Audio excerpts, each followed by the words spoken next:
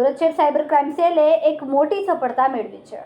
તેમણે વોટ્સએપ પર બનાવટી આરટીઓ ઈ-ચલણની એપ ફાઇલ મોકલીને ઓનલાઈન નાણાકીય છેતરપિંડી આચરતી ઝારખંડની કુખ્યાત જામતારા ગેંગના સભ્યોને કોલકાતા ખાતેથી ઝડપી પાડ્યા।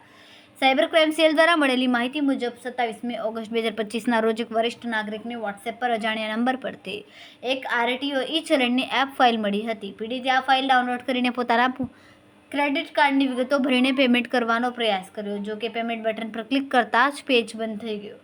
બાદમાં પીડિતાને શંકા જતાં તેમણે તે ફાઇલ ડિલીટ કરી નાખી હતી, પરંતુ થોડા સમય બાદ તેમને બેંકના મેસેજ મળ્યા હતા, જેમાં ખાતામાંથી કુલ 2,45,000 ઓનલાઈન ટ્રાન્સફર થઈ ગયા હોવાનું જણાવ્યું હતું। આ ઘટના બાદ તાત્કાલિક સાયબર ક્રાઇમ હેલ્પલાઇન નંબર 1930 પર ફરિયાદ નોંધવામાં આવી। સુરત સાયબર ક્રાઇમ સેલની ટીમે ટેકનિકલ તપાસ હાથ ધરી અને ગુનામાં સંડોવાયેલ 2 આરોપીને કોલકાતા, પશ્ચિમ બંગાળથી પકડી પાડ્યા। આ આરોપીઓ ગુના દ્વારા મળેલા નાણાં મુખ્ય આરોપીને મોકલી આપતા હતા। કોર્ટે આરોપીઓના 4 દિવસના રિમાન્ડ મંજૂર કર્યા છે અને વધુ તપાસ ચાલી રહી છે।